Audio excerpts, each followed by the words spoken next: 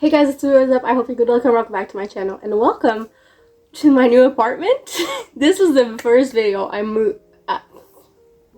This is the first video I'm filming in here besides like the moving vlog, which is not out yet because it's a whole mess here. It doesn't look like it here. I'm like in front of my bookshelves on the floor, but that's literally the only thing I've finished yet because it didn't really feel like undoing boxes because I was just like organizing my books.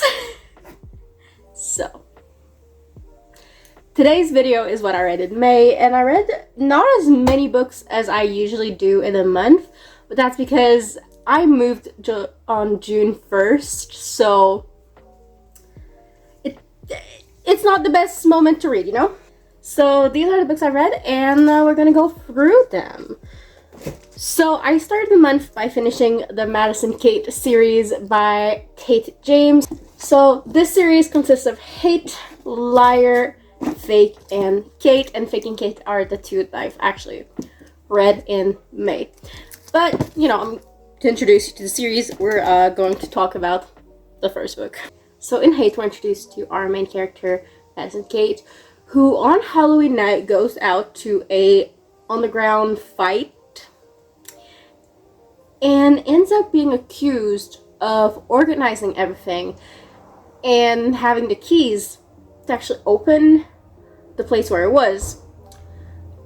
And so she is then sent for a year away at her aunt's place in another country because she has a powerful dad and is like, yeah, like, we're gonna deal with it, like, I'm gonna send her away, blah blah blah.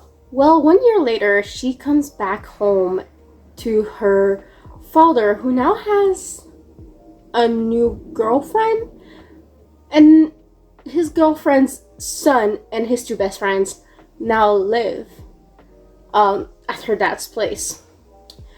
Well, who are these three boys but the one who basically ruined her life that night by pinning this on her? This is in fact a reverse harem. We have our little guys, we have her. I actually really liked this. The whole series was a 4.5 out of 5 for me. It was quite nice. So I do recommend this. I actually quite enjoyed the series. Next up, I read King of Pride by Anna Wong, which is the second book in the King of Sin series. And in June, I definitely want to read like King of Greed and King of Sloth, which are the third and fourth. I'm so excited. I fucking love Anna Wong. I really like Anna Wong's writing, and this book is just, it was fucking nice. I gave this one a 4.5 out of 5 also. So we have Kai and Isabella, who are complete opposites, but they have this attraction that they can't like push away. Kai is a billionaire heir to a media company with a CEO vote coming up, which he's sure to win. And Isabella is a bartender at the Valhalla Club, which is one of the clubs that Kai not only frequents, but he's actually like one of the highest member of that club. And there is a no fraternization rule between the employees and the members. She is everything opposite to him. She talks about sex a lot. She does a lot of dirty jokes. She goes out of her way. She has bright purple hair. She doesn't conform to society, and Kai has to fall in line because of his high standing. And I think this is the least toxic relationship that Anna Wong has ever written. Right next to Twisted Hate, which was still a little bit, so you know, we love that. I already loved seeing Kai in King of Wrath, which is the first book in this series, but seeing him in his own novel and just meeting him even more, I just fucking loved it. Next up, I reread for the fourth time Den of Vipers. So you can see like how many sticky notes and all of the colors and everything there is in here. Den of Vipers is one of my favorite books, right next to The Love Hypothesis by Alice Wood, which are two completely different books, but yeah. I needed a little bit of comfort with like the moving finally taking place and making the boxes and everything. I needed it. So I picked it back up again. And is it toxic? Yes. Very. Is there Stockholm Syndrome? Most likely. Is our main character not like the other girls? Definitely. But this fucking book. So if you don't know this book, it's a reverse harem mafia dark romance in which our main character Roxy is sold by her father to the Vipers to pay back his debt. And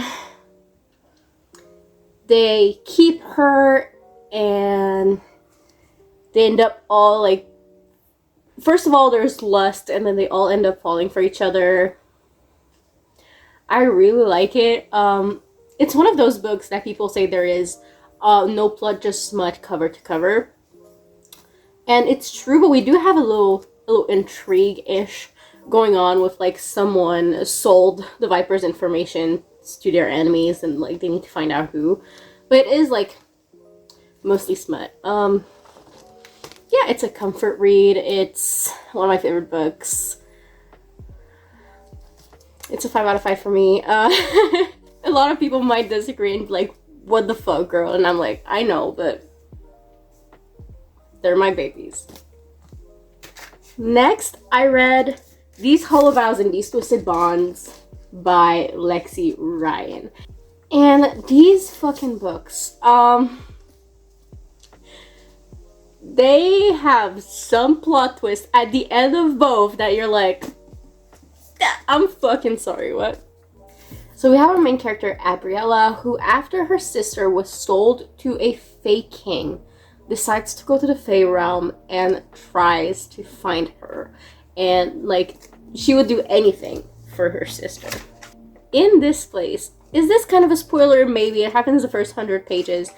But we have two love interests. We have a love triangle.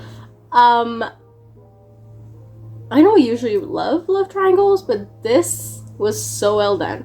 So we have Prince Ronan / Sebastian, as she knows him in the human world, who she's loved for years, and right before she goes to Fae world, they tell each other their feelings.